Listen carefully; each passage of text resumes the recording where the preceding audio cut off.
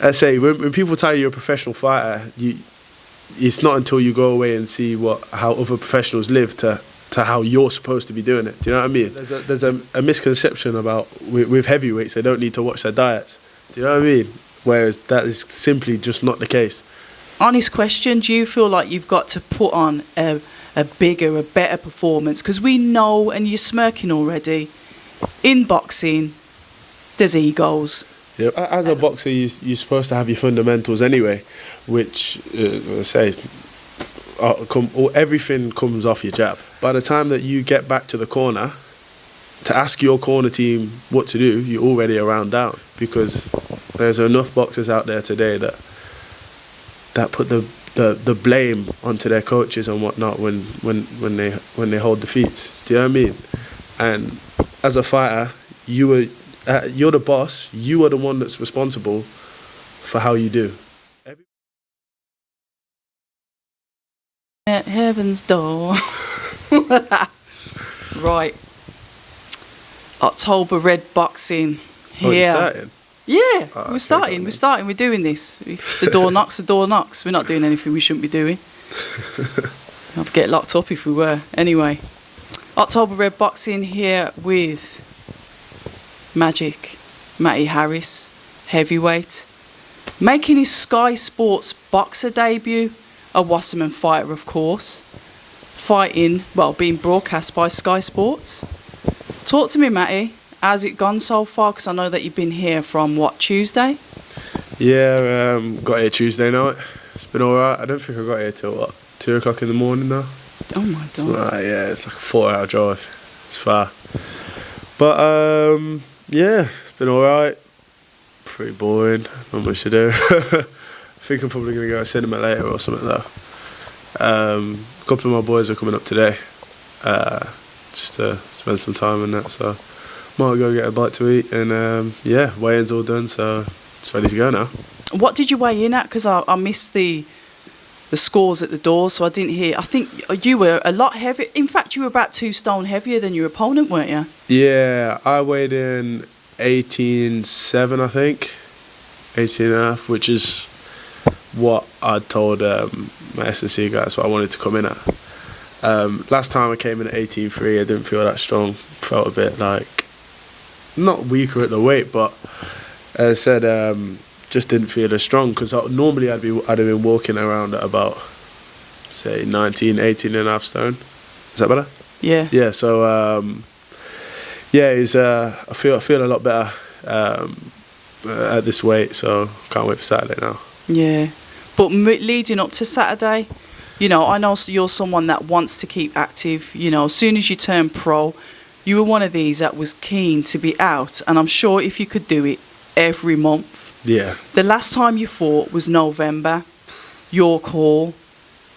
Does it seem like a lifetime ago since you've been out there from your debut moving into your second fight? Yeah, absolutely. It was, 5 months ago? Something like that. It was nuts. I want to be, as I said, my plan is I want to be out every month. Well, it's not possible to be out every month, but every couple of months is how frequently I'd want to get out. Obviously, because of the way things have worked out with certain shows and whatnot, I haven't been able to get out. But now, especially now Wasserman have got the Channel 5 deal, hopefully they'll have a lot more shows to put on, which I'll be able to get on then. So I don't think it'll be as big as a problem. But I was going to say, starting out, things are always slower starting out. So we're getting to that stage now where hopefully I'll be able to hit the ground running.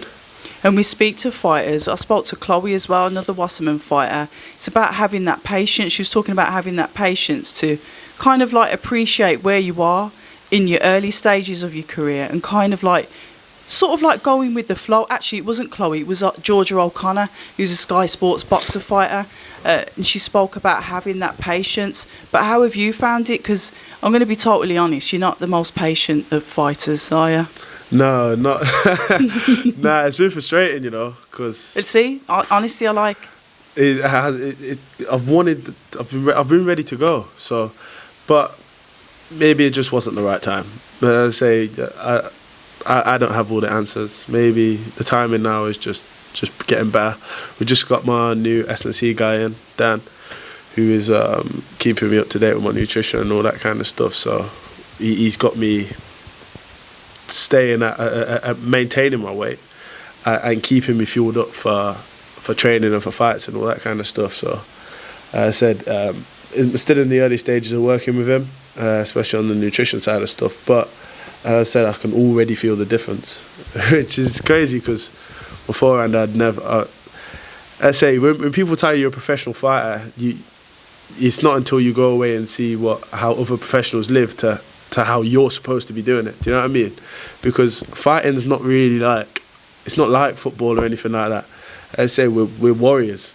Do you know what I mean? You don't feel like you don't take into account these small percentage gains and all that kind of stuff, especially early on in your career. Because to me, you can either fight or you can't. It doesn't make a difference to what I was eating and all that kind of stuff. But having changed up my nutrition and that kind of thing, you feel the difference. Do you know what I mean? You feel a lot better, and you feel like you've got more energy to get up and train. And having moved out now as well, I've got my own place, so being able to rest and recover in between my sessions and whatnot is bliss, man. You know, that's really interesting, because I think often, coming from, a boxing fan's point of view, we don't really take into consideration the importance at heavyweight of that maintenance. You mentioned there's been possibly a 4 pounds difference. However, your performance has got better with that 4 pound difference. You talk about maintaining the weight. Talk to me a little bit about that, being a heavyweight, because sometimes I think when you're a heavyweight, it's like you're over a certain weight and it's like it doesn't matter how big you get, you're a heavyweight. So talk to me a little bit about the importance of that and being, 18, you don't look 18'7", you don't, because you're quite tall. I think you're 6'8", right? Yeah, that's about So right. you can't see that difference, because your opponent, even though he came in, he looked like 18 stone, but he was actually 16 stone. So talk to us a little bit about the importance with nutrition and watching what you eat and being able to maintain at heavyweight. You see, and you've hit the nail bang on the head there, because there's a misconception about with heavyweights, they don't need to watch their diets. Do you know what I mean? Whereas that is simply just not the case. All right, you don't have to be as strict on certain foods as you do with the lighter weights, but I didn't know this myself until fairly recently, that I always kind of knew that I'd have an optimal weight, so which is kind of roughly where I'm about now. But yeah, it's a misconception that heavyweights don't have to, and it allows them to be lazy, because heavyweights are naturally bigger people anyway. It just encourages laziness, and I can't lie, I have been guilty of that in the past. But with my small additions to my team, I say going forward, I'm only going to be getting in better and better and better shape, because I'm going to be moving into bigger fights. We're not going to be stuck on these level of opponents forever. Eventually, you're going to have to start taking steps up, and that's when these marginal gains will really be important. Right now, okay, it might not be as big of a deal, but as we get further along, as I said, I'm not training. And this is something a mentality that my S&C coach is introducing to me, that you're not training from fight to fight. This is it's a lifestyle. It's a lifestyle, yeah. It's a year-long program.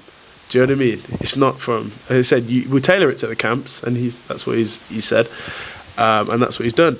You tailor the S&C and your nutrition for your camps, but year-round, you're still supposed to be putting in the same kind of work, which is, as I said, that's good, and that will only allow me to box longer. That will increase my longevity. So, yeah, I do think, especially as a heavyweight, nutrition is really important. And as I said, in myself, I felt the difference.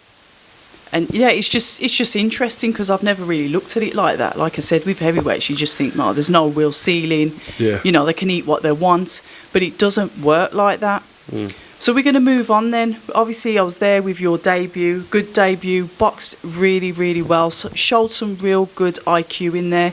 And I'm not selling you, as a favourite heavyweight of mine. I'm not doing that. I'm just being honest. I liked your performance. You did show really good IQ. Very relaxed in your movement. Nice jab. comfortable as a boxer. Thank you. So moving into the second fight, this fight now is Jose's last opponent. Obviously, you both come from the same stable. I didn't realise it was him because he looks completely different. He didn't look too bad on the scales. Like I said, he was 2 stone heavier. Obviously, his shape is his shape. Wait, who was 2 stone heavier? Well, no, sorry, you're 2 stone heavier than him. He's obviously, okay, yeah. But to look on the scales, he looked better than he did the last time he came in to fight. Yeah. That's what he looks like. He looks completely different. Or maybe it's just a suntan, I don't know. But with him being Jose's first opponent and now your second, honest question, do you feel like you've got to put on a bigger, a better performance? Because we know, and you're smirking already, in boxing, there's egos. Yep. And you'll just be honest about it. Do you feel that, not pressure, well, yeah, pressure. Do you feel like you need to be the better boxer this time? Do you want to, buck your horns and say, look, I'm the man, look what I'm going to do? Well, yes, to an extent. Like, there's always pressure to improve from one performance to the next anyway, let alone with it being an opponent of a stablemate of mine. So, in Jose. So, yeah, I don't really feel that kind of pressure as it being his old opponent. I get the pressure that I put on myself to go out there and I said, this is new territory. I've never even been to Newcastle before this week. It's a great place, by the way. But yeah, I'll put that pressure on myself to go out there and put on a clinical performance. Not because it's as I said, not because we've shared an opponent, but because I know that I can do a good job on him. Do you know what I mean? This is what I've been training for, and this is what I've been thinking about. So, although I didn't get told that I was boxing him until about 2 days ago, I think. Yeah, it was kind of. I've been told that when I first got here, I think was told that I didn't. I was told that I didn't know who my opponent was. Then I was told that it was Metsis. Then I was told that it was Phil Williams. And then I was told that they got mine and Jose swings mixed round, and I was actually boxing Metsis. So it's been a bit of a strange one, but this is what you can expect at the early kind of levels of professional boxing. It's not anything that anyone hasn't had to deal with in the past before, and I don't really think it matters who they put in front of me. I'm going in there to do a job, and that's that. Well, then that comes on to your skill as a boxer then. Because like you said, last minute, you can't say, in the months, the weeks leading up to this camp, you've had time to look at him, see what he's about, study him. That has gone out the window. And we talk about that being in the early stages of your career. So you have to just go in there and put on your best performance, which is, like I said, I want to touch back on your IQ as a boxer. Because when you go into that ring, fair enough, yeah, he's box Jose, so you're going to have a little bit of remembrance of what he can do, but there's no real studying of him. And I just want to get across to the viewers, a boxer with IQ, talk to us about your capabilities on getting into that ring with somebody that you haven't trained for, that you haven't studied. That boxing brain that you then have to be able to develop. Well, it's got to be almost instinctive, is what I'm getting at. Yeah, I get what you're saying. As a boxer, you're supposed to have your fundamentals anyway, which everything comes off your jab. And as I said, I didn't have an extensive amateur career where you get a chance to develop that brain, so I've had to kind of be fast tracked along the way. I spent a lot of time in camps by myself where you go back to the corner and I'm the guy that has to advise myself. I'm the only person that is left with a task of figuring out what to go out and do next. So I guess you kind of evolve in that kind of way. One of my first boxing coaches, a guy called Ivan Cobb, he said that, I remember him saying that one of his little gems was, by the time that you get back to the corner, to ask your corner team what to do, you're already around down. So from early, I've always been left with the impression that it's my job to figure it out. You can't put it onto your corner team. It's the fighter's job. Your corner's not in there fighting for you. They're not getting punched in the head. You're the one that's getting punched in the head, so you're responsible for your own safety. All right, your corner team are very important, and they can, again, a corner team is not going to be able to change a game plan while in between. They've got a minute in between the rounds. Do you know what I mean? It's your job to figure it out, and they will give you the small pieces of information you need to put the plan, to piece the puzzle together. Do you know what I mean? So yeah, I've been quite fortunate that I've had quite a wide variety of sparring with a fair few different styles.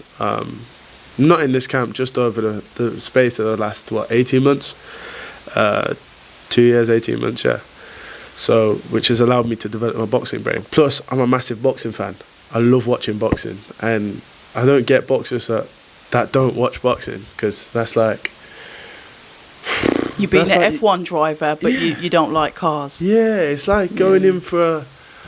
It's like going in for your degree and not studying for your exam. Do you know what I mean? That's your intellectual work. All right, your team will come up with a game plan, but as I said, you can't always solely rely on your team, because there's enough boxers out there today that put the blame onto their coaches and whatnot when they hold defeats. Do you know what I mean? And as a fighter, you're the boss. You are the one that's responsible for how you do. Everybody else plays their position, but you're the one that holds that L. Do you know what I mean? You can't make anyone else hold that loss for you. That goes on your record. That stays with you. So, yeah, I've always been under the impression that when it comes to my boxing development and my boxing knowledge, that's on me. So, as I said, back to we kind of skewed off a little bit. No, it's interesting. I'm listening.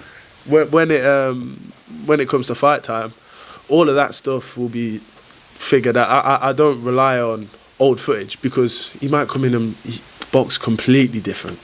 Do you know what I mean? And then what? You go in there with too much of a stiff game plan. He comes in there. He normally goes boxes off the back foot. This time he comes out throwing big winging shots. Then what do? Do you know what I mean? So you have to be able to adapt. That's your job as a fighter. You have to be flexible. I like that, because one of the things that you've said, and it's another thing that you've highlighted to me, and that's why I love speaking with you guys, because you teach me, and if you're teaching me, you're teaching the viewers that, are maybe not up to par with how a boxer thinks. You're right, you've got 3 minutes out there, and you've got a minute when you come back in, when you sat down, water, ice, words of wisdom, little pearls to go back out there with. However, you can go back out there, they're working for the first minute and a half, they switch it up. What do you do then? You've got to be able to use your brain. You've got to have that boxing brain to be able to go in there. Exactly. And that is something that you've highlighted that's really important. Yes, of course, it's important to have a team, your corner.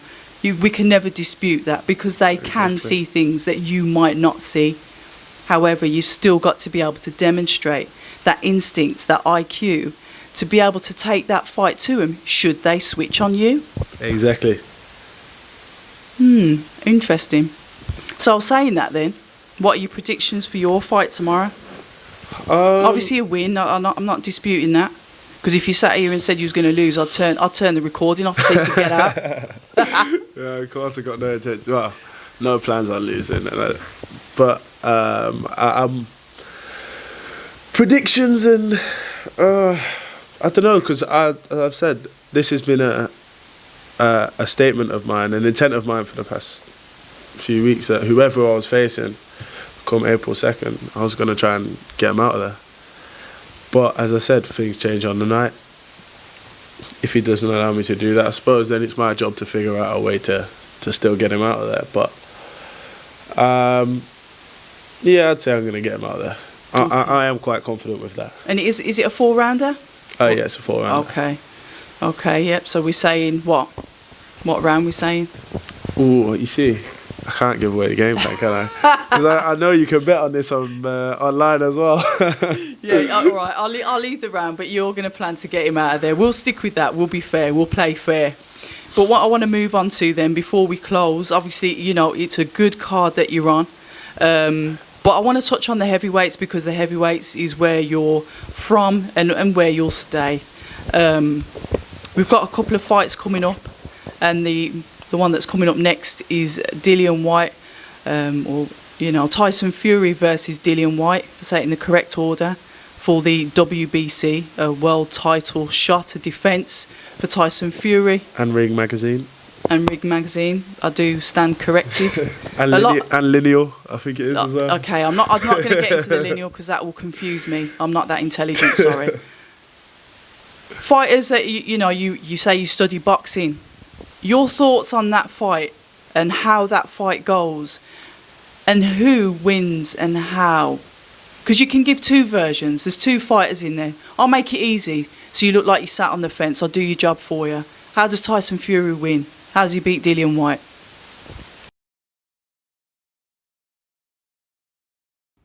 Hi, and thank you for watching October Red Boxing. Like, subscribe, and tap the bell for notifications. You can also find us on Instagram at October Red Boxing and on Twitter, October Red UK. And remember, at October Red, we stay ready.